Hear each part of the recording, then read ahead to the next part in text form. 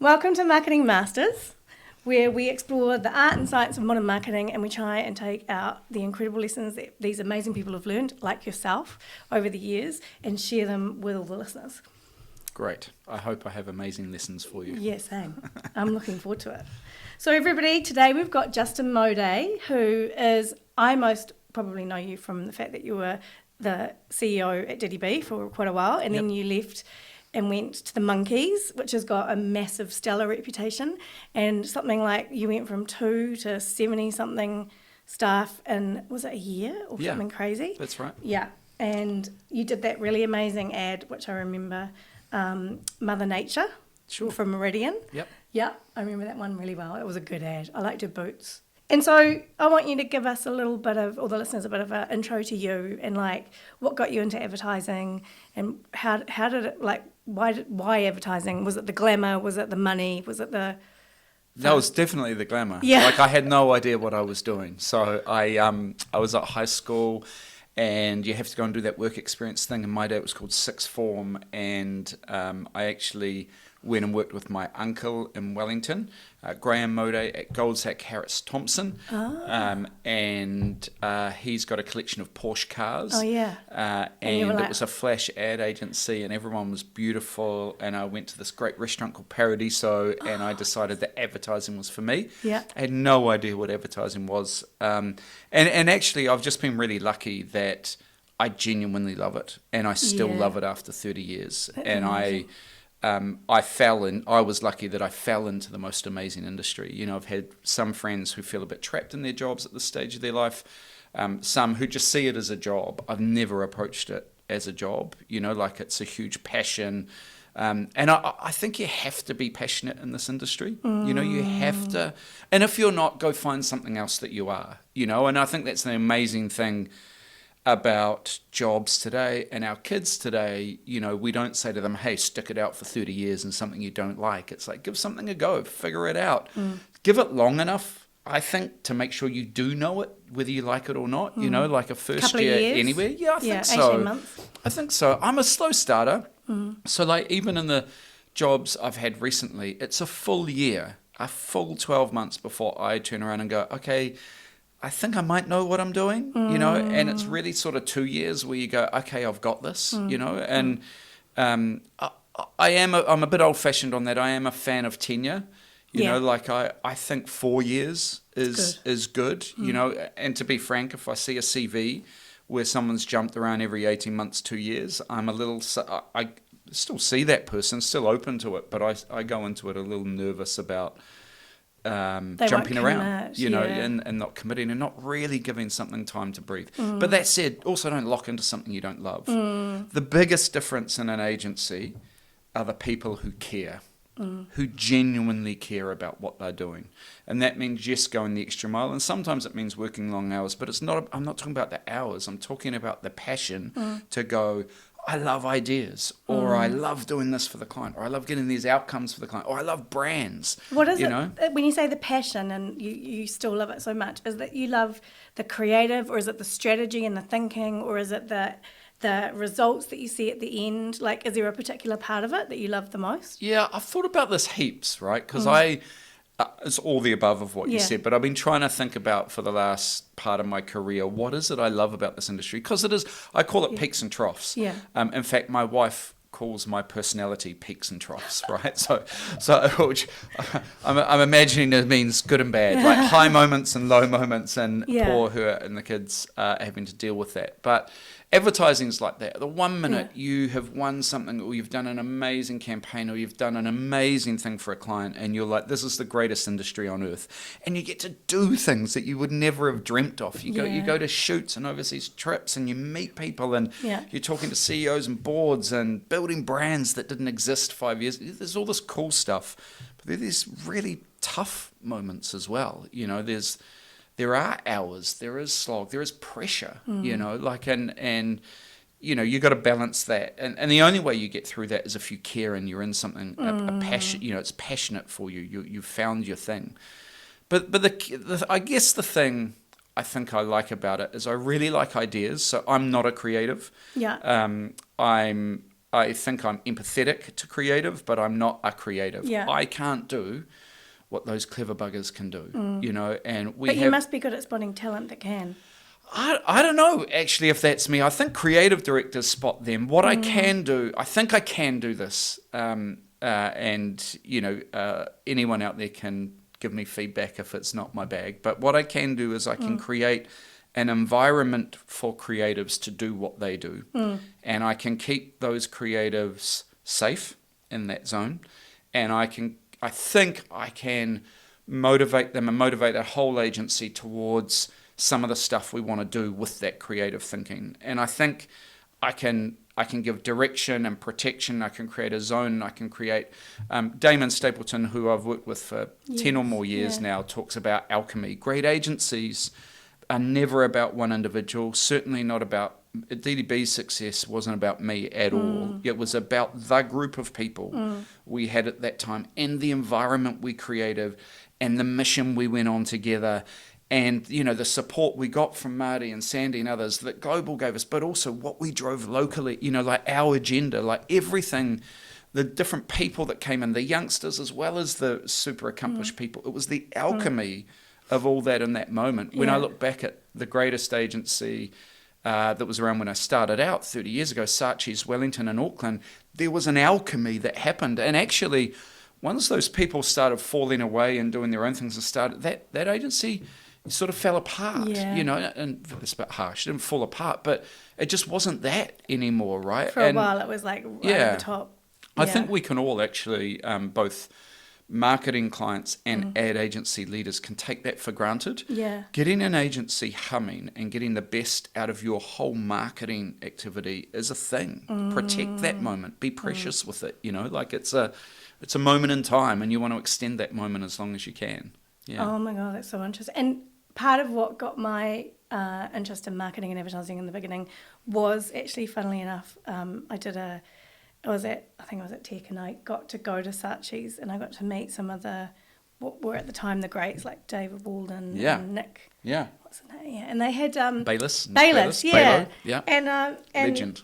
They introduced me to this thing which I still think about, which was, and I think it's so key for doing great work, was called the Saatchi's brief, like the guide. It was like the Bible, the brief Bible, I think it was called. Yeah. I haven't seen it since for years. Yeah. I mean, I've got it. Have I you can got show you a it? copy. Yeah. Yes, Yeah, because I used to have a copy. Yeah. And I was always like, that's a genius thing, because I've been with clients. Like, do you think writing briefs is key to sometimes translating into amazing work? Like, look, I think the great thing that Saatchi's did is they codified some stuff, and they did it in a brilliant way because they were a deeply creative-driven business. So, you know, the 20 tips from Peter Cullinane and how to write a brief and the golden rules and all the stuff that they did sort of tried to codify this magic, but not in a way that limited it. They weren't rules as in stick to this, like things that liberated you to go and think the way you can. Yeah.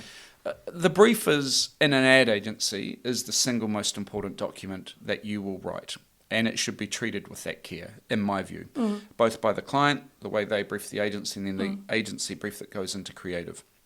Because it is the crystallization of everything you are trying to do, and the discipline is to get that down onto one page. I'm not that fussed what the boxes or headings are. No. There's some things you got to do. You know, there's some logic to that, and it's important that you have those sections, right? But, you know, I think it's a Mark Twain quote, if I had more time, I would have written you a shorter letter, probably badly paraphrased. But that's the thought. The idea of a brief is that you've done this much thinking, this wide, to get to this, right? And you know exactly what the problem is. I remember one of the briefs I saw at Saatchi's that I absolutely loved. I think it was for NZ Rugby or Adidas, I can't remember. And it was trying to sell rugby to Americans, right? And the single thought that... They're into, is it gridiron? Yeah, you know, and this is, I'm talking 25 years ago, right? So I'd never heard of rugby, and I think Kevin Roberts was driving it at the time. Yes. And the single sort of thought on the brief that the creatives had to write to, the target audience was a 16-year-old in Texas, and the single thought was, what the fuck was that? right? And that's so galvanizing to an agency and a creative team to go, wow, we're trying to sell rugby to a country that They plays have a whole no different idea sport. what it is. They have no idea, and we don't have pads, and we smash into each other, and you want the outtake to be, holy shit, look at this sport, you know what I mean? And I love those thoughts on a brief. Yeah. And they don't have to be at the agency side. Clients, can definitely crystallize their thinking down to that as well. What is the actual problem we're trying to solve? What is the behavior or perception we want off the back end of this? And I think great work comes from a great brief. I believe in what I call the double leap. Yeah. So you want the strategy to take a leap. Yeah. And then the creative to take a leap. So you went twice the distance, right? Versus a standard strategy, and then you put in all the pressure on the creative team. Or you do an amazing strategic leap, but then get really safe with the creative you want off the back of it. Do the double leap, right? You got to get that far, particularly in today's world. That whole idea of a brief, because I've seen being client side and agency side, and it's hard sometimes writing briefs as a client and being, and I imagine you've seen some doozies across the years. Yeah. Is there a way that you could help? Because there'll be people who are marketing people who are listening. Yeah. How do they synthesize down to that one idea? To get to that insight, and then use that insight to create a brief that's going to really take shape into incredible creative. Yeah, it's hard, right? There's no doubt, but Craig, one of the planners at the Monkeys, uses this phrase, strategy is sacrifice. And this is the thing we've all got to do way more of.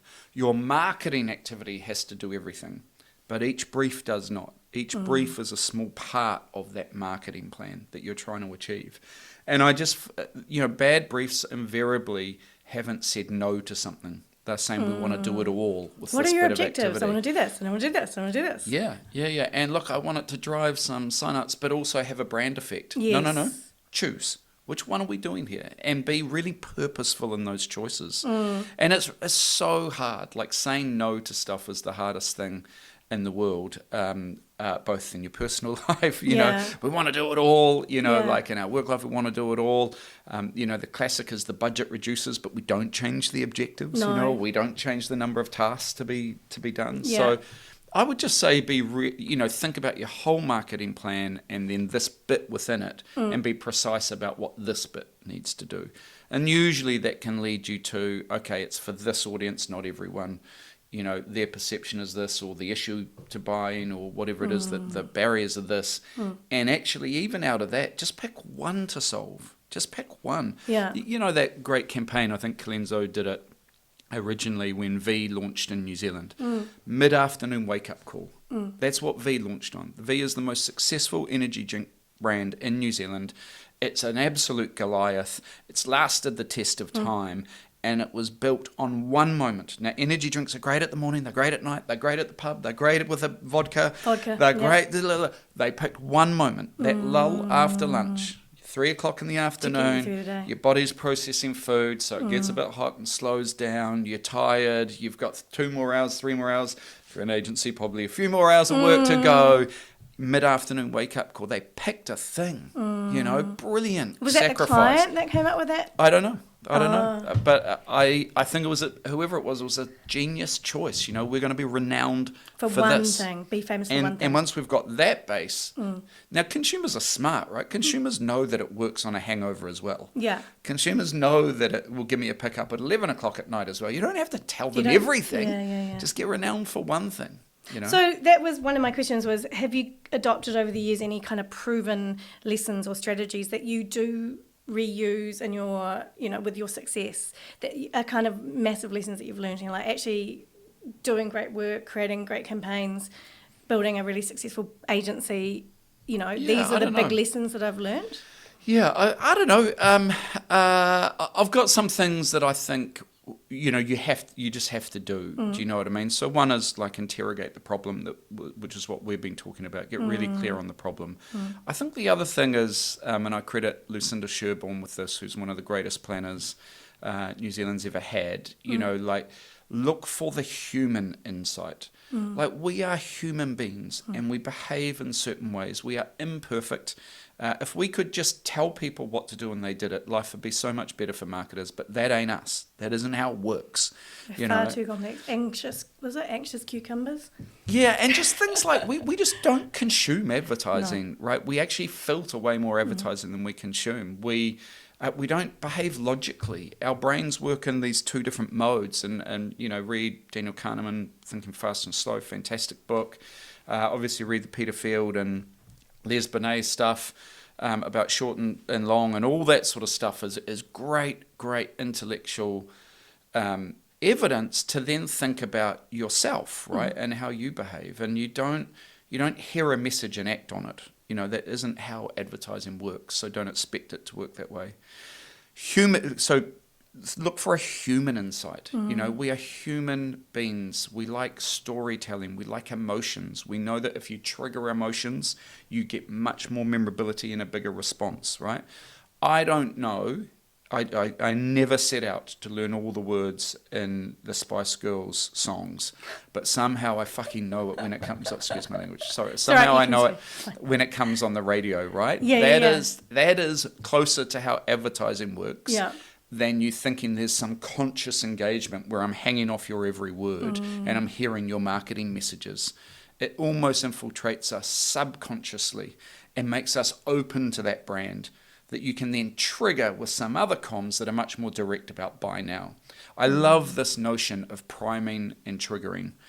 We prime people with brand messages that make them predisposed towards a brand, make them feel like that's a brand for me, make it just conscious in my mind. Do you know what I mean? It's just prevalent. 9 times out of 10 people, if you say a name of fast food brand, they will say McDonald's just because it's top of mind. It's just most prevalent. It's just around us the most, right? And then some connotations around it, that might be positive as well. It's a family brand. Yeah. Moments with my kids, buying them a chocolate shake after the soccer match, whatever it is. And then you trigger them. Yeah, you do a 99-cent cheeseburger offer. That's just the final bit to tip them over into engaging with us in the way that we want. And I think it's that combination. I always think about what we know is, from the evidence, that when you do both work better. This is the interesting thing, right? I think actually there's another way to think about it. James Herman's written a book called Future Demand, and it's a beautiful way to package what we do. Consider brand activity creating future demand. Consider promotional short-term activity activating that demand right now. Yeah. Right, is another way to think about it that I really like. And I think you got to have both. Right, and we know that if you're doing brand building, it actually makes your promotional activity work better. Yeah. And if you're doing promotional activity, it helps build the brand. Symbiotic relationship, great. So I think define the problem, look for a human insight. What are the barriers and what are the human behaviours around this that you can tap into, and culture, cultural things that are going on. Think about both priming and triggering. Yeah. And then do less. That would be my view. Do as little as you can and put more money behind that. Do you know what I mean? This whole notion at the moment of being everywhere. I'm going to scattergun everywhere. I'm going to use every channel and I'm going to create bespoke content for every channel. Who can afford that? About 5 brands in New Zealand can truly afford to do that. Do less. So which ones matter? Yeah, it depends on each brand, right? I mean, Foursquare at the moment have almost built their brand on radio at the moment. I mean, now you would say, in any textbook at the moment, you probably go old-fashioned, missing a whole heap of the audience, all that sort of. And then I go Foursquare, fantastic heartland brand. Target audience probably listen to a heap of radio. They've picked one channel. They're writing brilliant. I think it's Peter Vegas and Lisa at FCB who are writing beautiful radio ads, highly engaging. I mean, I've had non-advertising people ask me about those ads. Do you know what I mean? That's when you know you're in culture, right? And I think it's really interesting to think that way. Do less and put more money behind the things you do. And they don't have massive budgets, Foursquare. They definitely don't have massive budgets. So they're really leaning into... They did a really cool... They did their first TV ad. Yeah. Which is the I don't even know what it's called, but it's like where the castle, when they're having the Yeah. meet up in the community hall. Yeah, and yeah, yeah. that- It's fine. I like the radio better. Yeah. And I think we're entering this era where brands are being built a really different way, right? So we've talked a lot about advertising, today up to this point, but I think advertising is, unfortunately, for my previous stage of my career, less and less of the impressions that are making a brand. We have whole brands now that have been built predominantly on their experience. When I stood on a corner in LA 10 or 15 years ago and I ordered an Uber and I watched that little car come around the corner on the app, And I you're was like, like, what? Like, what? That's And so I don't cool. pay, and it's just on my, like, that was like, do you know what I mean? Now, all those brands, by the way, have since become large advertisers. They understand the power of advertising. It's not about one or the other. It's an and, right? And I think this is the era we're in at the moment. It's why, Damon and I went to the Monkeys and a part of Accenture Song and Accenture, because we believe all the experiences make up a brand. It's not just the advertising. It's not. Your digital experiences, your apps, your commerce experience, your call center experience, and we've seen it time and time again. We have two major telcos doing flash ads, and then you wait 90 minutes on a call, and it hurts. and it hurts. Now, I think Jason actually at One is onto that, right? He's gone on a customer experience mission to improve that and sort out the wait times and sort out their issues so that customers get this stuff resolved better or have a better experience. That is becoming as, if not more powerful than the ad that goes with it. I totally agree. You can have an incredible campaign that wins awards and does amazing things, but then when you get the customer front end of it and they're at the coalface and it's a terrible experience, then that's going to resonate much more than your flashy brand ad. Right? Yeah. And it, like I said, it's not I love advertising. It's not dead. It's super powerful. It's just about aligning the two. We've just done a bit of research here in New Zealand, significant bit of research using 55.5 that we bought about a year ago, and we've called it the brand experience gap. Yes, right? I saw Which that, is roughly 70%, and we've got it by industry, and it can vary. Some are slightly better, some are slightly worse. Is that 70% of where, so a brand thinks that it's at a certain level, and actually the customers think they're kind of at a 70%. Yeah, so it's mark. consumer driven, customer driven. Yeah. So we've said to customers, what do you think this brand thinks it's saying, and what do you think it actually is? And the gap is 70%. Oh, 70% gap. 70% gap. I thought you were saying like so you're 30%. saying this, but you're actually this is a 70% gap. That- Now it's least the gap's the smallest actually for the banks, which if you think about it, surprised me at first, but then didn't surprise me. They generally have pretty good digital apps they do. that do what they say they're going to do on the tin. Yeah. We can do most basic transactions in the app. Now they've still got a gap, by the way. they're not off the hook, but out of everything, they're the, I think the gap's more like 40% or something, for those guys. Still a huge gap. But, they have actually invested in experiences and they think about their branches quite carefully and call centers and stuff. They've thought about that stuff and tried to align it to be closer. I think 5 years ago we were all talking about authenticity. Do you remember that whole thing in marketing? It was like, you got to be an authentic brand.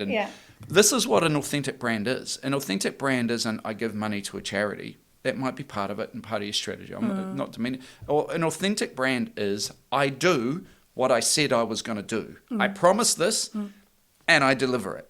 That's an authentic brand. That's what consumers want. Don't overpromise. There was back to my Saatchi's time, there was a saying there, we sell the sizzle, not the sausage. Yes, I've heard, right? I've heard Sell that, the sizzle, not the sausage. Yeah, and it was a great advertising phrase. I think it's gone. I think it's out of date. Today's thing is make sure the sausage is really fucking good. Right? Because that's it. Like the product quality itself. Of the meat, it's the flavorings, it's Yeah. every single bit. You know what I mean? Like you can't just sell the sizzle and hope they don't notice that it was a shit Cheerio. banger. Yeah, Cheerios. You know what I mean? Like one of those minced up amorphous, don't know what meat It's is. not even thing. a meat. It's like Sorry, don't know why we're talking about sausages so much. But you know what I mean? Like the product's got to be really good. Now, if this were easy, everyone would be doing it. But it's not easy. It's not easy. It's really hard to line up all your touch points and interactions. If you look at it now, like On a look at brand. the economy and the way it's going, and businesses are finding it so tough. And I think I'm totally going off piece here, but I think it's quite interesting with what you do and with brands trying to get through a recession and when things are really tough. Actually, you know, they say the brands that invest in brand marketing and invest in putting, you know, advertising through a recession will fare much better once they're out. Do you think that's it's kind proven? of, Yeah. I mean, there's been a couple of studies through that. You know, significant brands. It was a fast food brand, maybe in KFC or something, like upheld their advertising spend through one of the recessionary periods and literally gained 5 points of market share once it came versus Macca's or something, and kept it when things came right. Yeah. So yes, but I would just add to that, it's also a chance to get your experiences right. Yeah. Because they are normally crunchier to get right. It normally involves technology and operations and, you know, different silos and parts of the company at the client side to line all that up and get it right. Do that when you have slightly less demand so that you're ready for when demand comes back. Do you know what I mean? And it is, you know, that's what we're doing at Accenture Song. Like, our thing is, you got to have the technology capability and the call center capability and the website and app capability alongside the ad and the comms so that you can line all that up and get all that in sync with each other. It's never going to be perfect because that's really hard, but, you know, get it in sync so that promise meets experience, give someone a cohesive impact to the brand, and build your brand through every touch point. Yeah. And so when you start working with new clients, do you kind of have it as a given that they need to allow you to do some kind of audit of the full experience from a customer point of view, rather than just, hey, yeah, we'll create great ads for you? Yeah, it depends how they come in. You know, like we have plenty of engagements that are just single. You know, we're an ad agency for some people. We're a web partner for some people. We're a call center partner for some people. We do some e-commerce platforms for some people. You know, pretty, you know, significant e-commerce platforms for people. I think they're all great engagements, and I hope that we add value across that board. I think the real value we can offer is when we join those up. Yeah. That's the real value. Like, we're valuable here. I hope we're really good at those things in a point-to-point engagement. I think our opportunity, and I think what marketers desperately need, is to join that up, and even having different partners across all that. So it's just too hard these days. Do you know what I mean? Like, the world's complex enough as it is. Yeah, one of the previous episodes, I was talking with one of the guests, and we're talking about like how there is silos on the client side. So technical and the website will be run by one team, customer care by another, marketing, and that is the challenge at the moment. And then there was this, they pointed out that some big brands overseas are getting rid of the CMO role. And so that they're trying to create a role that's more across technical and brand. Yeah. And so it's trying to bring those two closer together. Yeah. So you don't have kind of like a marketing lead versus a product owner. Yeah. And it's interesting because I think that's kind of what you're saying, is that if you can't do that on the client side, then like you guys could offer that to kind of help try and build those bridges. I think it was the rise of the chief customer officer was the first attempt to go, hey, let's just think about the customer across the board, you know, and try and get a horizontal rather than these silos. But for me, it goes even further than that. You know, we're owned by Accenture, you know, and that gives us a whole nother level of integration that's available with clients, right? I mean, the core technology systems and operations of a company. So their digital backbone, if you will, it could be their finance system, their HR system, their supply chain, their inventory system, you know, all that sort of stuff. And too often, I think in marketing, you can go to do something and it goes, oh, we can't do that because of this in our system, you know, or wasn't built this way, or our data's not ready for that, or our technology doesn't allow us to do that. Totally. Now we can look at it end to end and actually go, well, let's relook at the core technology, or when we upgrade that core technology, let's now put a customer lens on it. What are we likely to want to do in the future for our customers? Therefore, let's build it into the core of the company, you know, as we go. And I think, you know, when we talk to CEOs and boards and stuff, you know, still the number one thing on everyone's agenda at the moment is, how do I get future fit? Yeah. They don't say those words. It'll be like, digitization or technology or AI or Gen AI is top of my agenda. Yeah. What they're saying is, how do I make sure this company is ready for the future and that we have all the bits in place so that we can harness that? And undoubtedly the Gen AI sort of explosion in the last year has just turbocharged that by about 1,000,000%. Are you really into it? Are you hugely into it? Are Yeah. you geeking out? Am I personally geeking out? I'm geeking out about it. I'm trying to geek out without looking like I'm geeking out.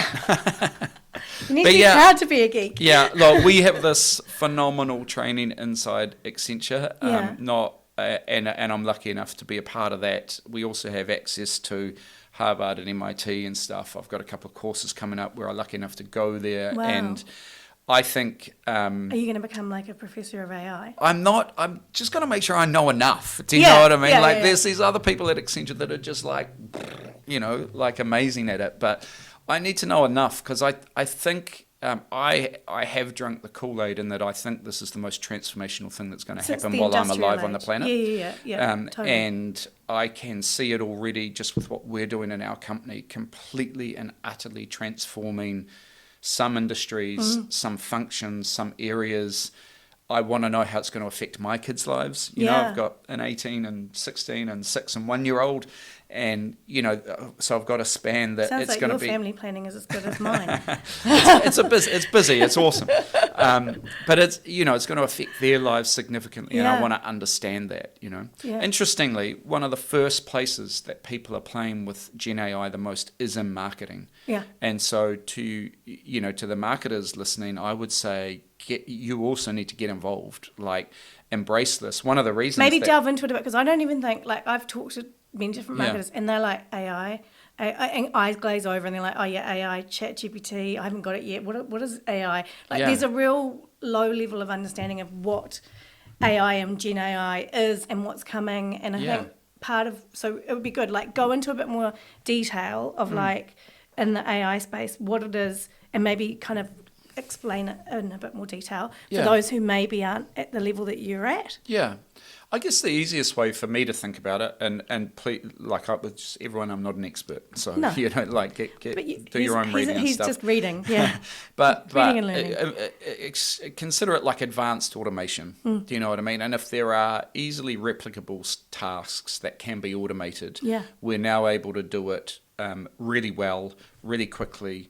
Based on these big language models that look for patterns, so look for the way things are done often, and then can help you replicate those, or even generate stuff in a Gen AI sense. It's a real layman's look at it, but if you think about your day job and all the things you have to do that take up time, that are repetitive, and you can take them out. So a lot of people are using a co-pilot or similar to it to take notations out of a call at the moment, right?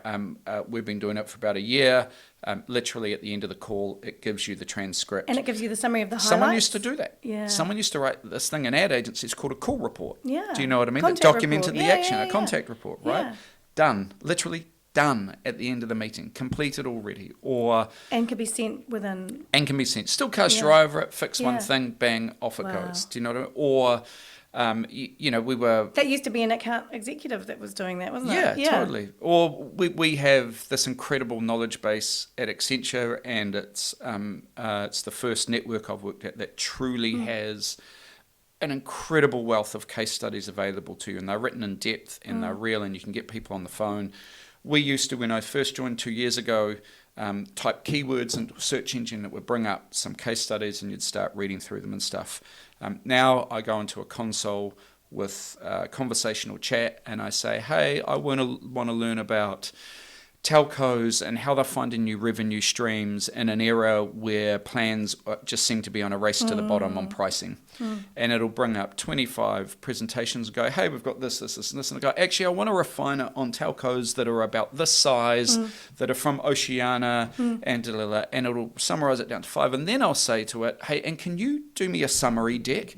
And it will, within a nanosecond, produce me 10 slides that summarize the 5 case studies It still needs work. It's not perfect, but that That's was like a week's work for a junior. incredible. Yeah. Just there, done. Like in half an hour of prompts to, That's amazing. you know, our tool. So those are just some examples. You know, I think, you know, that layer of advertising that happens. That's what often referred to as hard working.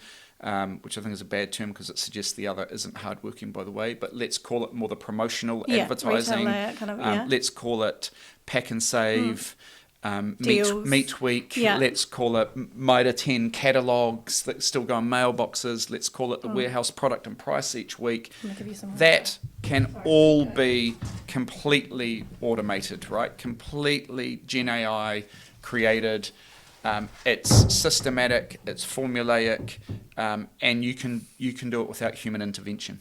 Do you know what I mean? I mean that is incredible efficiency that then allows your people to go do other high value tasks. Right? And is that what's happening? They're kind of transferring the time from what would have been taking up, like the kind of admin stuff, and then they're refocusing on the things that are going to add more value? Totally. Well, you imagine a junior in an agency that had to write the contact report, who can now instead go and sit in on a creative review and learn about how that idea has been created and why it's the right thing to do. Right? What's better use of their time? Amazing. You know, it's way better called. Damon's got this thing though that I really love around Gen AI. Thank you. Who, you know, we're saying, I guess, that what Gen AI is going to do is give everyone good. Yeah. Everyone gets to good. Yeah. Right? Because we all have the same. We're about to all have the same tools. So the worst part, the really shit work, just became good. Yeah. If not very good in the future. But what that still means is you need something to differentiate and be better than that. And that's where humans still come in. Right? There's still an inventiveness. There's still this thing that I admire, this creative thing, right? Yeah. That you know, for me, 1 + 1 = 2. On a good day, I might be able to do 1 + 1 = 3. Creative people put 3 things together and get to a fucking black cat on a roof. You know, like not even a number. And I'm like, wow, that thinking is incredible. You know, and that thinking is going to become even more valuable because everyone's going to have the same AI, Gen AI base to work with.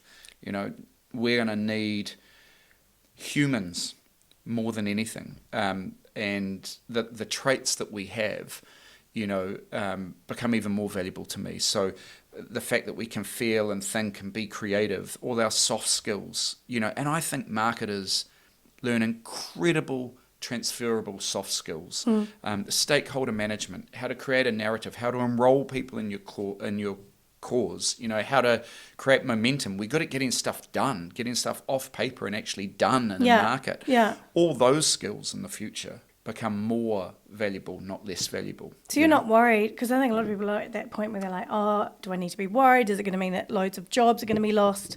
Do you think it's just going to change? I mean, change the focus? This might be self-preservation, but I reckon the skills that marketers have, and I'm putting agencies in that as well, become more valuable in the future, not less valuable in the future. Well, I mean, there's a reason Accenture's buying up creative agencies, right? I mean, you know, spending billions of dollars. They bought drove over $700 million US.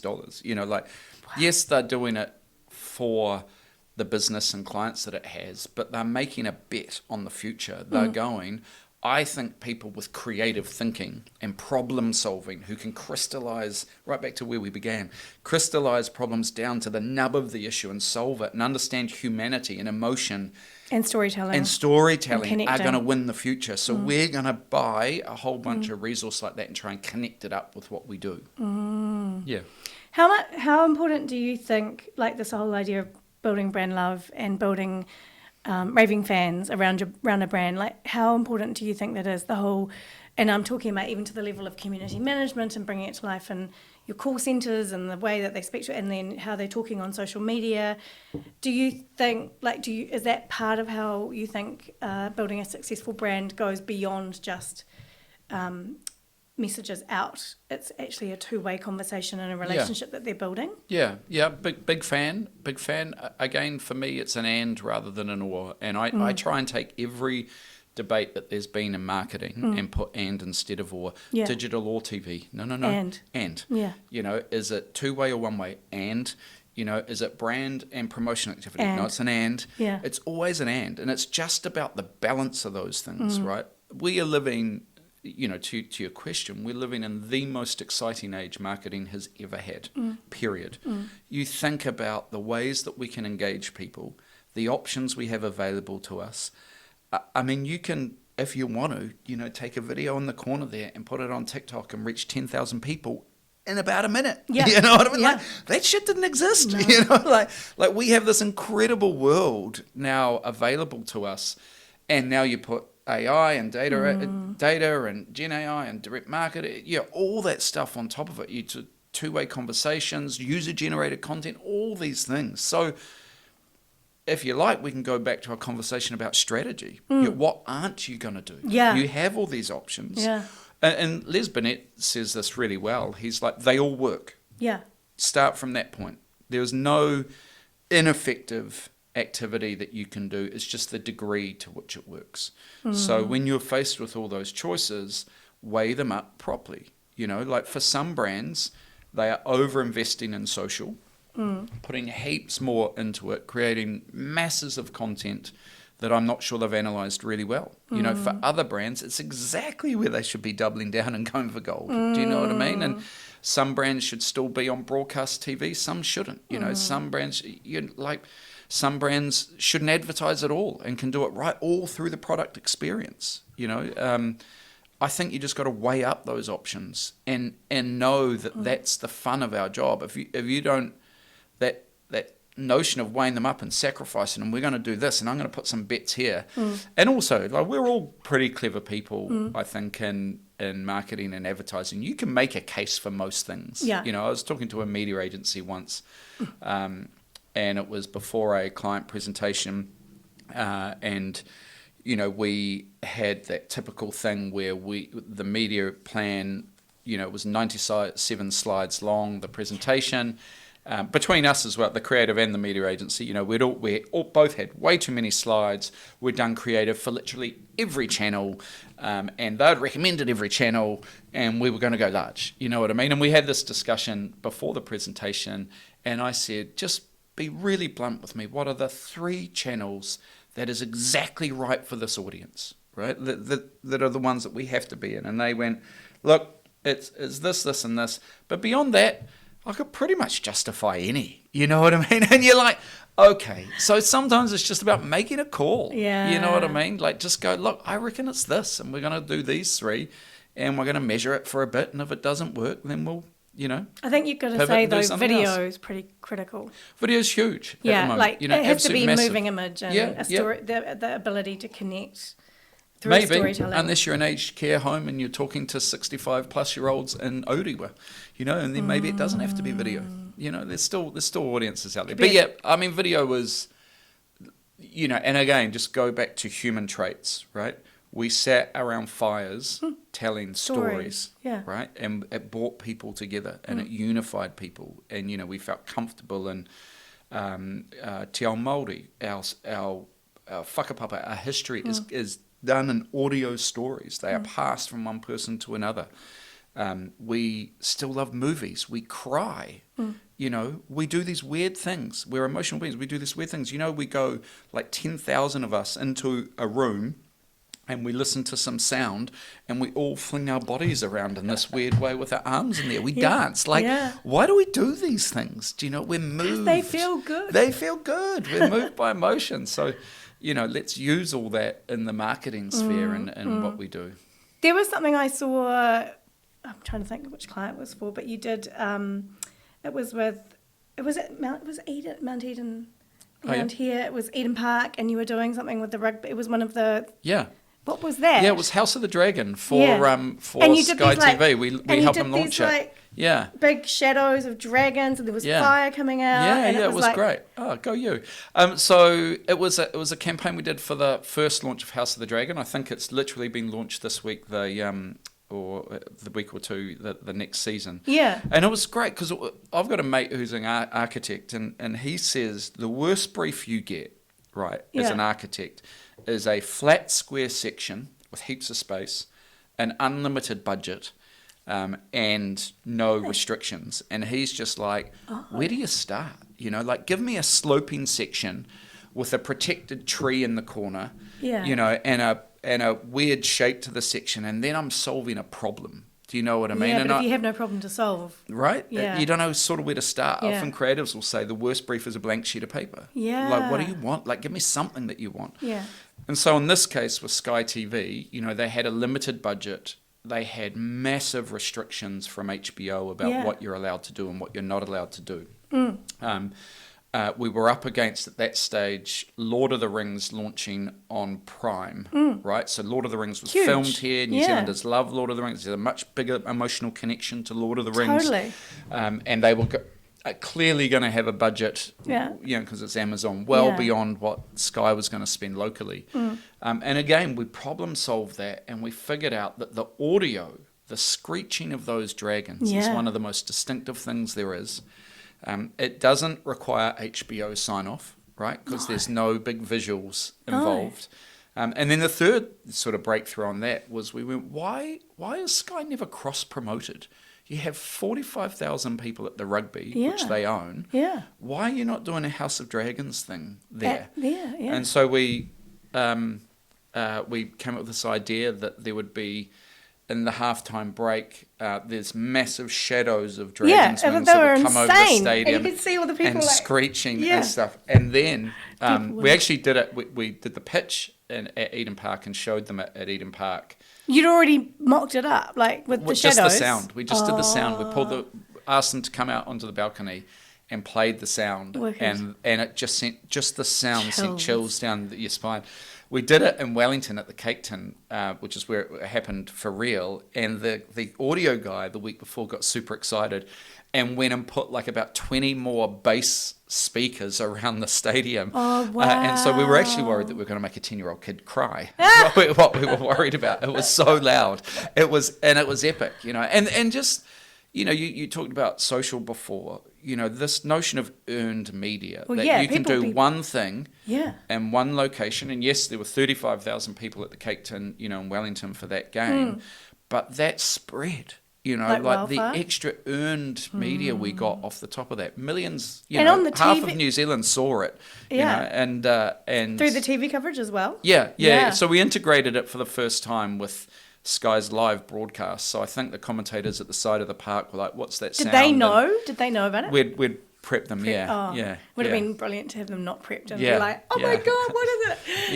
yeah. But those things are cool, right? And Oh, and I so think cool. that's some of the stuff we can do now that you could never do before. You I know, think that's like what I love about it. It's so creative and it triggers that virality and the conversation, and it's a moment, and everyone in all of that captive audience like are there experiencing something together, in it together, and like that is bigger Yeah. than, I mean, Yeah. did it get filmed, and then that footage was then shared as Yeah. a Yeah, like, so I as think you got to gift content up to people if you Yeah. want it shared, right? So Yeah. we created all sorts of snippets and versions and gave Wicked. people the materials if you like to share it. And Sky TV did it live. So you know, in the broadcasting truck, you Yeah. know, like they were literally sending it out live, which is pretty scary. First truly live ad we've ever done. wow.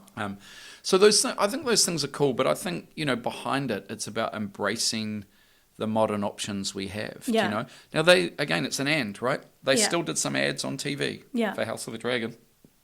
Still did some billboards. I think we did some radio ads. You know, it wasn't an or. You know, Yeah. it's like and. It wasn't the only Yeah. thing.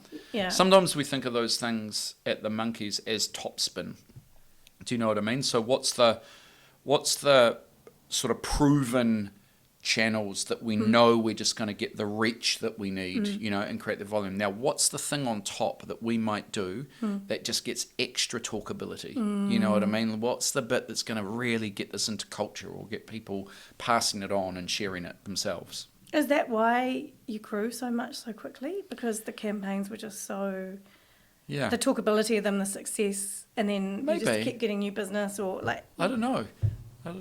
I think we were lucky enough to win ASB before we even Yeah. officially opened our Yeah, doors. yeah, So yeah.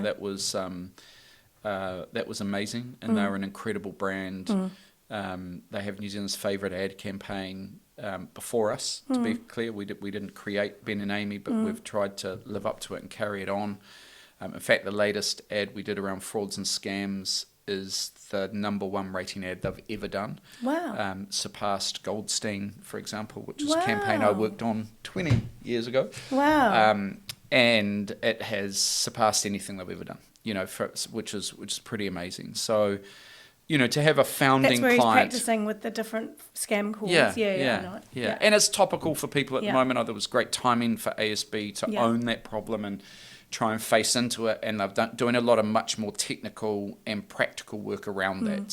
So that's just, I guess that more brand love layer to raise awareness to the issue through charm and humour. You don't have to be all serious and scary. It's such a dry issue, Right. isn't it? And Yeah. then it's putting that nice kind of like... Yeah, it makes it more approachable for people, right? Yeah. You could have had people in scary masks and hackers Totally. and stuff. Instead, make it more Approachable. more approachable, more accessible for people. So, so we started with that client, and that gave us, an incredible start. And really quickly afterwards, Michael Healy and Reese and Jordan, the team at Meridian, came on board. So two incredible blue chip brands, an amazing bank, an amazing, energy company.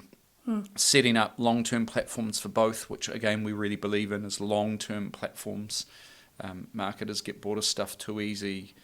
Consumers don't. They're just getting it when you change something generally. Because that Meridian ad that was playing again recently, and so that must be a couple of years old. Yeah. And because it's such a great ads wear in. And they do, yeah. Great ads wear in. They don't wear out. It's not my line. It's Peter Field's line. Yeah. I absolutely love it. I think Damon's first ad when we got here was for Lotto. When we were at DDB, so we're now talking 10, 12 years ago or something like that. Yeah. It was called Pirate Ship for Lotto. It was about a family in a seaside fishing town, and Dad always had to go off and work on the fishing boats. He wins Lotto, and he surprises the family by, sailing. The kid and Granddad win Lotto, and they surprise the dad by sailing up to the ship in a make-believe pirate ship, because him and his dad were already pirates. Anyway, it's beautiful. It's epic. Yeah. The nation loved it. You could play it today. In fact, all those Lotto ads we've done, the armoured car one and the whatever, you could replay them today, no problem at all. And they would still do really well. You could play some of the Goldstein ads today if you want. You could play the Anchor family today. You could play Lion Red, Red-Blooded today. You could play Air New Zealand Birds today. Remember that one from 30 years ago? No. Kari Kariana, beautiful. You must not. You could play, I don't know, Great ads don't some of them die. are I'm not saying literally. Yeah. Some of them culturally might not be there still, but I think we had one at DDB for pineapple lumps. It was a godlike figure handing out things to the world in an amphitheatre, and it was like, South Africa, you get gold. I think it was Mikey Havoc, the voiceover, and then someone else diamonds. Sorry, diamonds were South Africa, and chocolate for the Swiss and New Zealand, and we get the lumps. pineapple lump. We ran that ad for 8 years. Wow. 8 years, and it still worked. Like, we used to, sometimes do Christmas ads and use them 3 Christmases in a row, or 2 Christmases in a row, and people wouldn't remember them. Or if they did remember them, they remembered them in a fond, good way. Yeah, I think re-triggered stuff. They say marketers get sick of their own creative, and that's why they want to Well, redo why do you it. think big music tracks work? Because Yeah. they're familiar to us already, and it triggers emotions and stuff that are positive. So, anyway, but a bit of a rant. But I believe, like Peter Field said these words, good ads wear in, they don't wear out. Even in a promotional sense, we had for one of our retail clients, they used to move on. They had a 4-weekly cycle. They'd run a promotion for 4 weeks and then move to the next one, then move to the next one. And through research and some evidence, we were able to say, you need to extend your promotional window. At 4 weeks, some people are hearing it for the first time, and you're moving on to the next one. Yeah. Make it 6, 7 weeks, and it worked. We did that, and they saw the uplift, so they lowered their expense by cutting 2 promotions out of their calendar for the year. Totally. And got the ones that they did work better. People need time to catch up. Yeah. No, I think it is. It's like, and also I think some especially retailers who, have come from having to change their retail promotions out, like you say, every 4 weeks. And it's because it's always been done that way, that thinking to kind of stop and go, actually, can we do it another way? Yeah. Is often no one's actually asked. It's just that it's always been like that. Yeah. And it's scary change, right? Change is always scary. At Accenture, we are often helping clients chart their course into the future, and often trying to help them define what they need to be in the future, what they might need to offer, what shape they're going to be as a company, and therefore, what their technology and op model and people strategy and marketing and brand and stuff all need to be in order to achieve that. And getting people to make those changes is really difficult. Human beings, emotional. We're not built for change. No. We like familiar as a general rule. So it's difficult getting people there. But as marketers, we should be the ones that embrace change the most. Yeah. Right? We, and in most cases, the marketing team are the inventive ones. They are the more creative leaning ones. They are the ones that normally are a bit more okay with ambiguity. We live in a bit more of a grey world than a black and white. An accountant's black and white. It's either that column or that column, and you carry the one. We live in a different world of ambiguity and shades of grey that should be really exciting. So do you think successful marketers are a little bit brave? Look, I find the brave thing interesting. Yes is the answer, but I hate that whole thing where like agencies go, we need braver clients, or clients need to be braver. I'm like, well, yeah, maybe. Like, it's really hard. Like, you're trying to keep the job. Yeah, and also going out on a limb, and you're trying to. So there's this juxtaposition that happens that I find really interesting. So, great agencies, are built on doing something new. Yeah. Like fresh, different, and the evidence shows that people react bigger and therefore take more action off fresh things. If it's really familiar and really cliched, it might be comforting, but it's not going to move you to take action. No. So you need an element of surprise, freshness, inventiveness, creativeness, ideas that haven't been done before. Don't live in the status quo, create something new, or a new version or a fresh version of something. But clients want, CEOs want and boards want proven. Right? They want evidence. Less risk. They want less risk. And as they should. A board's job is to manage risk and mitigate risk for the company. So they want evidence that it's going to work, that it's been done before. They like that it's been done before. But you've got an agency and a marketer going, no, we want to do something that hasn't been done before.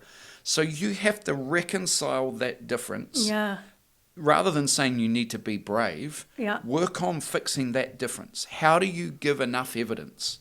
And there's a heap of science. When I first started out, we didn't have Ritson, Burnett, Field, we didn't have Ehrenberg Bass, we didn't have Byron Sharp, we didn't have these bodies. It's now proven. Yeah. It was all gut feel then. Fortunately, it's been proven out, largely what we believed in is proven out to be factually true. So use that evidence. Use James Herman's book. Use the Comms Council have got a great book.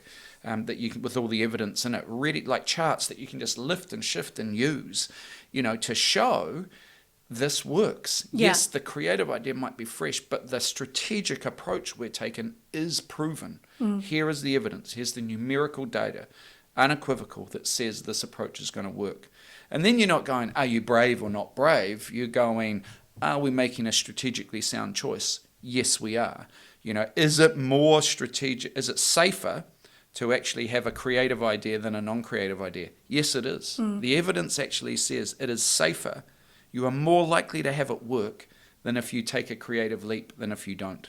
Yeah. Right? Now that's a flip for people in their head. It is, right? yeah. But that's what the evidence says. So let's use it. And so smaller businesses, because a lot of that stuff that you're talking about feels like kind of quite big brands with quite big budgets. Yeah. Do you have any tips for kind of marketers of smaller businesses on the kinds of effective strategies that they could be employing to, help themselves grow? Yeah. And How small are you thinking? Medium size. Most of New Zealand's businesses are SMEs. Yeah. So So we work with No Ugly, right? Which Yeah. is Aaron and Joe Taylor. It is going to be a mad success, and he's already off and running. And I actually think what he's doing is is, incredibly impressive how they are putting their life and soul into that and making it work. But secondly, a textbook in brand building and marketing, right? So they are, first of all, they've created, if we go back to, what we believe in, like all the touch points, at the core of it is a fantastic scientifically proven product, right? They have formulated a range of wellness tonics that actually perform, right? Really perform. They've got the evidence, they've done the science, they've done all that sort of stuff. Secondly, they've come up with a brand positioning and a name that gives you cut through. And if there's one thing I would say, that old adage, if you don't get noticed, you're wasting your money. It's truer today than it was 30 years ago. No Ugly is a hell of a name for a wellness tonic, right? I mean, it's counterintuitive, right? And check this out, it's so authentic. It's built pretty much on Aaron, I hope he doesn't mind me saying, his philosophy on life, which is wellness tonic shouldn't be about woo-woo and crystals and yoga and living a clean life. What it should be about is go live your fucking life, have a ball, we'll catch you on the bounce, like go have your night out, and we're here in the morning. Go eat that food and we'll sort out your gut, balance. Don't cut it all out and live like some guru in LA in the forest in a robe, you know what I mean? Like, you don't have to eat vegan, you can still live life and find some balance. And I think that's a human insight, right there, back to what I was saying with Lucinda, like that's a real human insight to go, most people don't want to go to the extreme, but they do want to feel good. Most people want energy without, most people want some gut health or, whatever it is, And so he's cracked this human insight and I think like a true need from people. And I think going forward, we are the generation that want it all. We want to be able to party and do this. We want to get to the gym in the morning and do that. We want to be able to eat that spicy food and not have heartburn or I don't know, whatever it is, you know what I mean? And I think he's cracked onto that. And then from a marketing point of view, he is bold enough to go, I need every dollar to be noticed. I'm a small business. I'm probably medium-sized business now. I got to make every dollar sweat. It's investors' money. I need to make sure it works. I've got big supermarket partners that I have to deliver for. He employs people and supply chain, relying on them. And he's like, every dollar has to cut through. So Bland, we've done some billboards for him that are provocative and attention grabbing, a little bit like Jeff Ross's 42 Below stuff right at the beginning.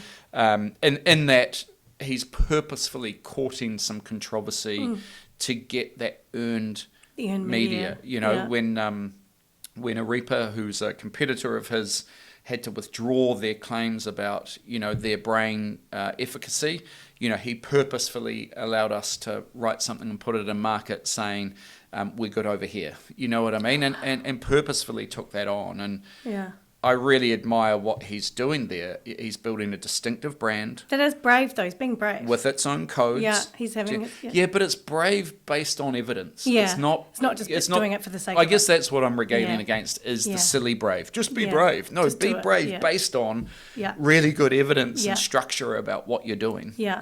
And I think he's doing a really good job. Doesn't go everywhere. Big on social. It's right for his audience. So big on Insta, TikTok. Outdoor, gives them some presence on the street and some stature as a brand. Also, supermarket partners still like some traditional channels, so it helps with the relationship with them. Yeah. And then he's doing all they do sampling still. Yeah. That's good. You got to do that stuff, Again, it's an and. It's not like just embrace TikTok. It's like TikTok, but make sure you're sampling in supermarkets, Do you guys do a lot of social? I'm curious. Huge amount. So what is your view? Because it's a topic that I'm quite interested in. How often and what do you need to feed the beast? Because I think social is a beast. Yeah. And it's a hungry beast. Yeah. And, is it video? Is it static images? How often does it need to show up? And, is it that, you just need to, it doesn't all need to be perfect. You can empower your teams with mobile phones and get them to be part of that content journey. Like, what is your view on all that? Well, there's all that best practice stuff you can get from YouTube and Snap and, all that sort of stuff and TikTok about what the right frequency is. I think you got to overlay the audience thing on top of it again. Do you know what I mean? Like, I look at Lilla and Rocco on TikTok, and they are quite happy getting a message a day from a brand. Like, if I get more than one message a week from a brand, I think they're bombarding me. What I mean? Because I'm old, So I think it's a bit of an audience thing. I think it's what suits the brand as well. I guess the thing that I would say is, the very old model of advertising is we're going to ignore what you're doing around this, and we're going to interrupt you with a message that suits us, right? So that's called an ad break on 1950s TV. You're in the middle of the news, and suddenly it goes, "Hi, here's Tide washing powder." Do you know what I mean? Like, and I would just say the contextual relevance is more important than ever, certainly than that, right? So if I'm having an experience in TikTok or Insta or whatever it is, and brands still have this thing of just bluntly interrupting with something that doesn't take into account the context or isn't relevant to culture, or is it just a repurposed bit of content from another mainstream channel, I think you should take a really good hard look at what you're doing. I love you. Well, I stating the obvious. The flip side is you can't afford... Some people don't know that it's the obvious. But the flip side is a lot of brands, and a lot of big brands, you can't afford to make bespoke content for every channel every time either. So there's some problem solving in there, right? Like, you can't... I mean, yes, I would love to film, bespoke stuff for TikTok and Snap and Insta that's different from each other, that uses those channels in exactly the right way, that's also different from the billboard and all coming off the same brand. But I would love to do that. We very rarely get that luxury. There are no, we're not coming across any brands that can afford to do that. So you got to problem solve. You got to start thinking about making some lower cost content versus some high quality content. You got to think about relaxing some brand parameters sometimes. Actually going, hey, it's okay here for us to be more informal or to be this. You got to think about durations and snippets and formats. You got to plan a shoot in a whole different way. If we are doing some high-end film for perhaps broadcast TV, and we want social at the same time, that doesn't mean you just have a cameraman in the background snapping some stuff. No. You got to plan it. What are we going to do with the talent in a break? How are we going to use this? Do we need a half day before to get all the social, or a half day afterwards to get some socials? Get efficient about that. That's so interesting. And so, what do you think about AI and like these tools that are going to be coming, like Sora, and which is, for those who don't know, text to video, and I think it's gonna change the playing field a little bit, because it will mean that sometimes, like that, for instance, for social, you will be able to be more creative and create different bespoke creative for different channels at a much more cost efficient price. Do you feel like, what's your view on all of that and what's coming from a content point of view, content creation point of view? And like, I think it's amazing. First of all, it's incredible, and Damon and I almost every second day look at it and go, whoa, have you seen that? Have you seen that? What about this? And he's playing with it a lot. Funnily enough, everyone goes, that's threatening to creatives. It's the creatives in the agency who have embraced it the most. And again, it's a great insight into creative people, right? They're like, let's play with this. What can it do? This is now another thing available to me. So they get it really quickly. I think it's interesting around your question for small businesses, right? Like, they can now create... it's like democratizing. Yeah, it is democratizing. But again, what I was saying before, it democratizes a level of content and gives everyone the bar up to good. But if everyone's good, then what stands you out? Do you know what I mean? And so, even to a small business, I say, try and write it a little bit better. Try and prompt it to go a bit further. Try and understand the prompt language and what you can do with it. Or still make sure it's true to your brand. Don't just get so taken away with what it can do, whether it's, writing a jingle for you, whether it's video content, whether it's static or whatever it is. Make sure it fits with you still, know who you are as a brand, first of all. And make sure you're building a cumulative impact. This is the thing that, I think big brands get, and I really see little brands missing out on. And it should be the opposite way around, right? The less money you have, the more you need to have really clear brand codes that build up a cumulative impact in market. You know what I mean? And so you can play around less, or within a certain parameter, you know what I mean? And make sure you set those parameters, even using an AI tool, and go, I want it to look like this all the time. I want it to feel the same. I want it to have these colors. I want it to have this tone. Doesn't have to be matching luggage, though, does it? No, not matching luggage. Does it have to feel like it's all part of the same family? Yeah. I mean, the thing I would say is at the beginning of a brand, I would do matching luggage. Later on, once you feel like you've created some understanding and people are getting your brand, then you can start to play with the edges, right? Yeah. But I know matching luggage has a bad name. If I had a slider, and it was do whatever you want here and matching luggage here, I'm going to err towards matching luggage. That's interesting. Yeah. I know, not that creative of me to say, but actually...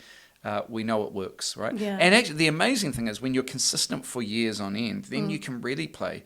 I mean, you can do a Cadbury ad without a logo on it and just put purple now, right? If I showed you a bright orange pair of gumboots and an umbrella, you're going to say Verve. Do you know what I mean? Like at these, in those case, colours, it's a bit easier. But, I just think that those codes end up helping you be creative once you've established them. Yeah. So cool. What emerging trends in marketing and advertising are exciting you the most? Yep. And how should businesses prepare to stay ahead of these trends and leverage them for growth? We have to do the data AI thing, don't we? And the Gen AI thing here as well. I mean, so I'll get to that, but I guess some other trends that spring to mind. I mean, one is I feel like more and more C-suite people are understanding the investment in what we talked about, that long-term demand creation as well as short-term activation. And I think... The long and the short of it. The long and short of it, right? And all that sort of stuff. So I feel like... But I would still just challenge everyone to go... as a marketer, your CFO is your key audience. You need to go and prove to the CFO that marketing works. Because I don't know a CFO in my whole career that once they go, so I spend that and I'm going to create that sort of demand, doesn't say, okay, I'm happy to sign the check. in. Yeah. Right? The CFOs cut budgets and CEOs cut budgets and they deprioritize marketing when all of us haven't done a good enough job at proving the value of what we do to them. So I would just say there's progress there, which is a good trend, but let's keep going on that front. So are you quite into tracksuits kind of gone off as a measurement tool for many brands and they're adopting it and loving it? Are you... Yep. Do you guys use it as well? Yep, we've got a couple of clients who use it. I mean, it is what you expect it to be. It's the pack and save of tracking, right? Yeah. It's the low cost, simple measures. It's pitched at brands that normally couldn't afford ongoing tracking. Yeah. Brilliant. Absolutely brilliant for that market where it sits. So, there is much more depth and quality from someone like TRA that you can get with full tracking for the brands that can afford it. So horses for courses, right? I love Tracksuit. I think it's a really good product and a smart play. The smartest thing they did is get Mark Ritson on board. I know. I presume they gave him shareholding it. to do so, and now he's got a vested interest. So cleverly played, boys. Very and clever. girls. So I think that's a trend. I think the other trend is, as we talked about earlier, brands are not made by ads alone or packaging alone. No. Brands are made by all those touch points. And what we're seeing is more and more clients, either the marketer getting that or someone above the marketer getting that because the marketer hasn't, right? So either the CMO is saying, hey, we need to fix all these things and get them in a line, and we need to be thinking about marketing not as comms. Marketing, by the way, was 4 Ps, 5 Ps, or 7 Ps, depending on which year you got trained, right? Yeah. And the shame is, in many cases, marketing has become the communication, Just promotional P. It's not, right? Great marketers have always had a bigger view, and we need to get back to that. And many do, by the way. And so I think that trend is happening. And if the CMO hasn't spotted it, someone else in the company has, a chief customer officer. Yeah. Sometimes a CIO. Sometimes the CEO has said, hey, you know, we're doing this in marketing, but this stuff isn't joining up, you know, and whether it's a technology play or operations or the front experience, the physical experience, the digital experience. I think that trend's going to increase even more. Yeah. Even more. I think the days of brands being built by ads are gone. No. I think brands are built by all those things, Which is why including I think ads. that's why I think from a client side, those teams need to become almost closer together. Like Correct. They need to almost start that islands within a business need to somehow and that's the challenge. Totally. I think it's one of the things Agile as a operating system tries to do, right? Tries to get rid of these silos inside companies and go, no, work as a horizontal team and fix this thing, you know, so we can have a whole nother podcast on Agile and the pros and cons, of which there are pros and cons. I think that's a trend. And then, look, as I was saying earlier, like we are finding that marketing is deemed a relatively safe first space to start playing with AI and Gen AI. I think it's because... Which bits? Things like content creation or analysis of information, uncovering of insights is another area. Data analysis, customer data analysis. And I think because we've generally got some first-party data sitting in marketing's purview, and generally you can do some things with that and the technology without impacting the core systems of the company. It's sort of a safe area to give some of this stuff a go and try it out, right? And like I said, I think marketers are predisposed towards innovation. You know, so you've got an audience willing to play with it. Because I had a question was, what innovative strategies or tactics are brands currently underutilising? Do you think it is that from that kind of what you were just saying, the data analysis, the kind of getting in and understanding the insights that could be unlocked through really utilising some of that client data that you've got sitting there and look, interrogating the number one issue we see is, and this is well beyond marketing, this is with an Accenture hat on, is companies being data ready for the future. So companies, and lots of us have been talking about data for the last 10 years, dabbled with it, sorted out some customer data stuff, got a bit excited about programmatic in the marketing world, thinking about a cookieless world. All these things have sort of been talked about in the field of data. But when you understand AI and Gen AI and you go to unlock that, you need your data in order. There's a lot of gulps going on around town. And the fear is, if my competitors can unlock that efficiency and that value out of AI, and I can't because I'm back here still fixing my plumbing, then I have a really big problem. So we're seeing a lot of conversations in that space.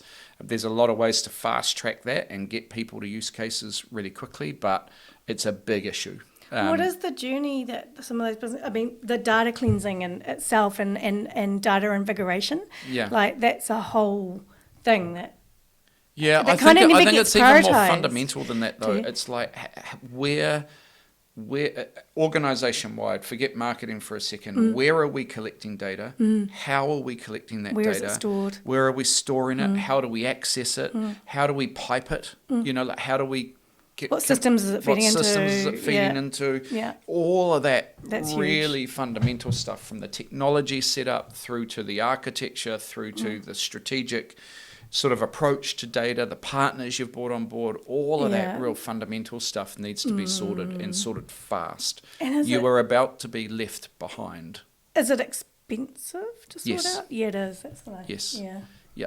But, these one of the things, I guess, with my Accenture hat on that I see is companies investing tens of millions of dollars in the right technology and the right operational structure for the future, because you can business case it. You can look at it and go, I need this because it's going to deliver this. It'll pay off. And I will get this outcome. And marketing needs to be in the same space. We're scrabbling over whether we can get $500,000 for a campaign or not.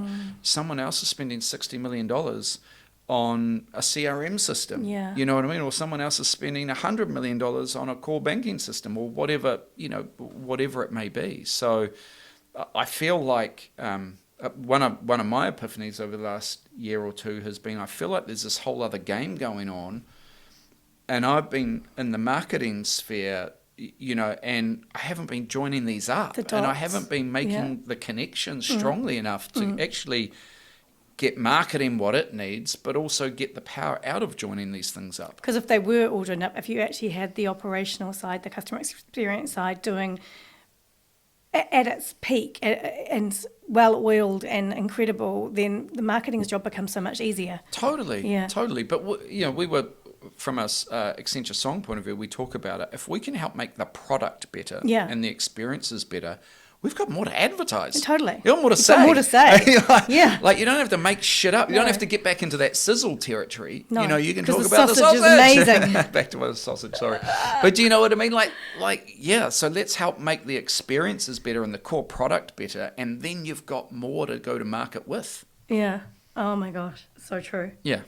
It's like, think of the brands who have led with product. You think of Apple, think of Uber, like you said. What are other ones that are more recent? I'm trying to think. Have you got any others that are... There's heaps, right? All the tech brands and stuff, but also just really, really, really good products. You know, have always led with product and made sure they're an excellent product. You know, I think you would argue BMW's always led with product, right? It's a beautifully engineered and brilliantly made car, and yes, they've built a brand around it, but it's the product is the thing. You know, I think some of those tech brands have built great experiences and rested on their laurels. You know, some of those have continued to innovate and go forward. And many of them have turned to advertising for two reasons. One, for a business model. So what does every one of those tech brands do when they have to suddenly make money? They create an advertising business, right? And Sheryl Sandberg went into Facebook and actually made them a revenue stream that they didn't have. Yeah. What did they say about Twitter when it needed to make money before Elon Musk? They need an ad model. Uber, they start selling ads around stuff. You know what I mean? So anyway, everyone knocks our great advertising industry, and says tech is the new thing, but they all turn to advertising to save the day when they need to. When they need to make money. But that aside, I think they also give us these great platforms and things that we can do that we weren't able to do before, which is pretty cool as well, right? And how do you? So you say you've got these amazing tools that you can tap into because of being part of the Accenture group. But if the listeners were trying to keep up to speed with what's happening in digital and marketing and AI and all of these advancements, have you got any great tools or places that they should go and check out and newsletters to sign up to? Or? I don't know. I don't read anything in particular. I still follow Ritson and Burnett and Field because I think they're great. I think James Herman is worth following, from a local point of view, and some of the stuff he's doing around effectiveness is really good. People like David Thomason, I think sharing knowledge on LinkedIn sometimes and stuff like that. I actually think Professor Galloway, who was here recently for a Spark event, is excellent. And he talks much more about American society and stuff that's going on, but often with a marketing bent or a technology bent to it. And I find him really interesting. But beyond that, to be honest, at the moment, I use our sort of Accenture channels, which are super impressive. So you have to work at Accenture to get access pretty to much. Sorry, I'm not going to share those. No, London lock and key. Yeah. And so, what motivates you to continue to be this critical player in the industry? And you've been doing it for a while, but it's you've still got the hunger. What is it? Yeah, I don't know. Insecurity. I laugh. I'm not sure I'm a critical player, but I guess I fundamentally still believe that when we think about the customer or the human being first and work back from that we can make a real impact in the world. And I've been lucky enough to be part of some really meaningful things for some charities and some government agencies, really helping change society. I also have no bones about selling fast food and alcohol and stuff, which is a part of our society as well. Like, I feel like I've contributed. You worked on Mickey D's for quite a long time. And loved it. Yeah. I'd love to work on it. Yeah. Like, that is one of the most phenomenal businesses in the world. Yeah. And really clever. Yeah. And smart and And well stood run. the test of time. And stood the test of Yeah. time, Yeah. and believe in many of the things that marketers believe in. But I love doing all that. I love being around a creative industry.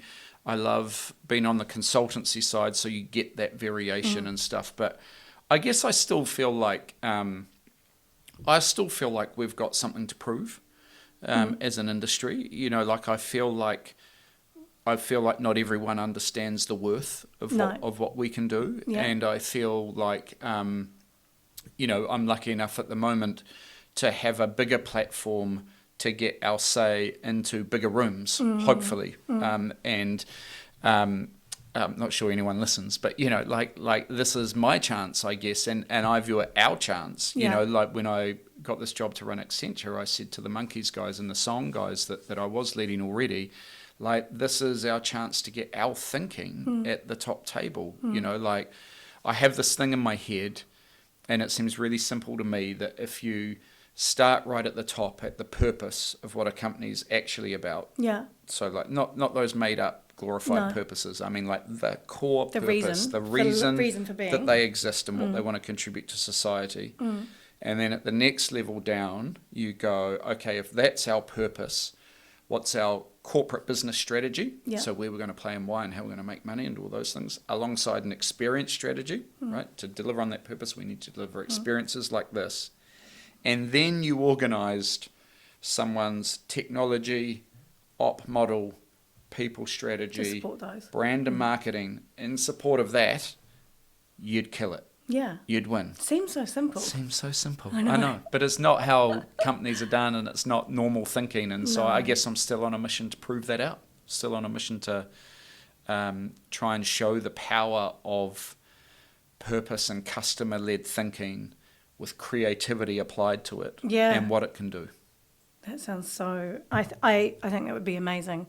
Have any of your clients kind of started to come on board with that thinking and absolutely, and look at possibly testing it out within team structures and absolutely more than that, fully implementing it across organisations, and it's never as linear and perfect as what I described. Right, so like, start there, float down there, and then do this. Do you know what I mean? Like, multiple work streams happening in conjunction, and some that had started and legacy things and all of that complexity to get through. But fundamentally, yes, we are at scale with organisations talking about purpose, the experience, how that flows down into their people strategy and op model and technology and brand and marketing, and how we join all that and then up. making it a reality. Yeah. And is it doing great things? Yeah, of course. I mean, we're at the beginning with some, we're halfway through with others. I don't think there is ever an end point. Do you know what I mean? What we do know, like unequivocally, and it's not our research, it's a number of other studies, I think one McKinsey and one someone else, when you do that, so when you do what we described, your employees are 4 times more engaged. Because they all know why they're there and what they're doing. 4 times more engaged employees. That is, 200 and something companies studied over 10 years, blah, blah, blah, one of those type studies. And then consumers are 4 times more likely to trust you.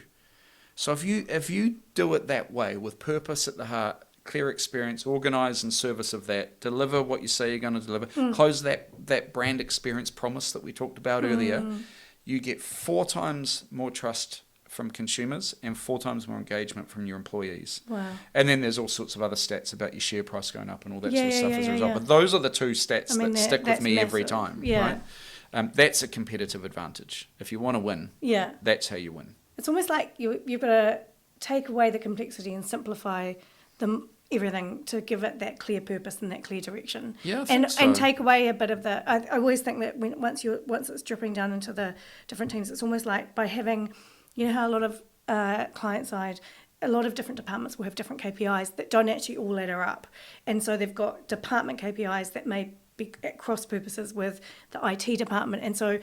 Hence, it's never laddering up. It's never going to align. But that's the game, right? We've got to make it ladder up. Yeah. Like fortunately, the Accenture brand means, you're working with CEOs and C-suite and boards, right? And it just puts you at a, unfortunately, and it's a great tragedy that ad agency brands don't get you there, but they generally don't. You might have a relationship, or, Accenture gets you in the room, and these people get that. Do you know what I mean? So we're in at companies aligning people's personal KPIs in service of the purpose across whatever function you work at. Yeah. And everyone understands the logic. If we're all pulling in the same direction, we're then- going to have a bigger impact. Totally. We're going to win. Yeah.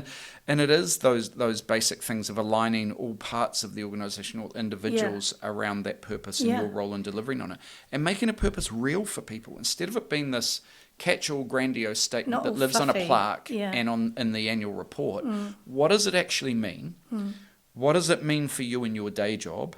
And what are you going to do differently as a result of it? Yeah. Right? So, and that doesn't matter if you're answering the phones, on reception, doing some sort of massive technology job or in marketing or whatever. You're You all have to aiming. interpret that purpose for that person in a way that they go, when I make this next decision, I'm going to go right, not left. I know I'm going to go right because that one lives 'Cause it up to the ladders up. purpose more than that one. Exactly. Yeah. Unless you get it down to everyday decision making, it's just words on a Yeah, it plaque. doesn't mean anything. Yeah. Normally carved into a wood plaque on a wall at that reception. people might remember for the first week in their induction and then they forget it. And then it's gone. Yeah. And then it's gone.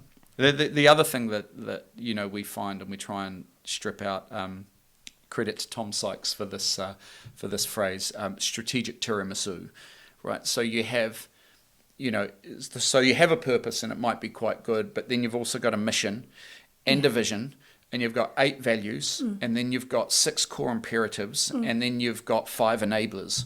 And your poor employees are going, I don't get it. Which one do I, what am I doing? Which one do you Which want one me to, matters? which one, even if you may need some of those layers, because sometimes you do for an organisation, they do perform different roles, you got to pick the one. You can only hope to have your employees remember, interpret, and act on one thing. Yeah. Really. I mean, Totally come agree. on. I think about my own life. I can't remember There's too much yesterday. going on and everything. Anyway, so It's like that saying, what is it? Keep it simple, stupid. Yeah. It's like almost like with the idea of don't try and do everything in your marketing brief. Yeah. Do one thing. Do Same one thing. with the Yeah. business. Try and all ladder up and line up against one goal and one mission. Totally. It's actually quite simple, really, when you Totally. strip it all back. But Yeah. we've made it complex. Yeah. Funny. So as we wrap up, I wanted to hear a little bit about your aspirations for the future and where you're going and where you see the industry going over the next few years. Where do you think that's going to be? And let's say we met up in 2 years' time. Yeah. I'm imagining a ton of stuff has changed. Yeah.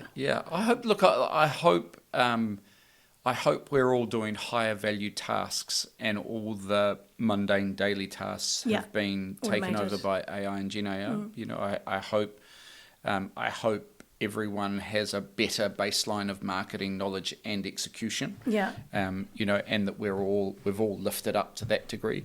I hope there's even more value placed on what you do on top of that. The humanity and the creativity that you bring along actually is more required, not less required. And I hope it's valued appropriately. Both by C-suite people and literally in a monetary term. I hope for us at Accenture, I hope that we have continued to join up the whole picture that we have talked about, that marketing doesn't just sit out on a limb with the marketing department in an ad agency, that actually the notion of purpose and brand has been positioned at the core of an organisation and is informing everything that they do. Including the experience. Including the experience, and that as Accenture we've been able to help with the core technology to enable that, the op model to enable that, the people strategy that you need, the customer experiences, the purpose and brand and the comms, and that we continue to join that up, and not just us, the others. I love our industry. I'm just as excited to see another brand that we don't work with put purpose and brand at the heart of what they do and execute on it. That's good for us all. It's what I've always believed in. I still think it's perfectly logical that you do that. And I sort of go, how come everyone doesn't get this? Do you know what I mean? But they don't, and there are other ways to do it. I'm not saying I'm right. I'm just saying that's what I believe in. And I really hope in 2 years that comes to the fore. But by the way, I think, again, as we have more tools that could select products and choices for us. Yeah. So, and we thought that had happened with Amazon Alexa, or voice assistants at one stage. I won't say I want to fly Air New Zealand. I'm just going to go, I need airfares from here to here, and it'll give me the best price, and it'll just do what I want. Yeah. But that means brands have to be even stronger so that you ask for the brand by name. Do you remember that thing, ask for it by name?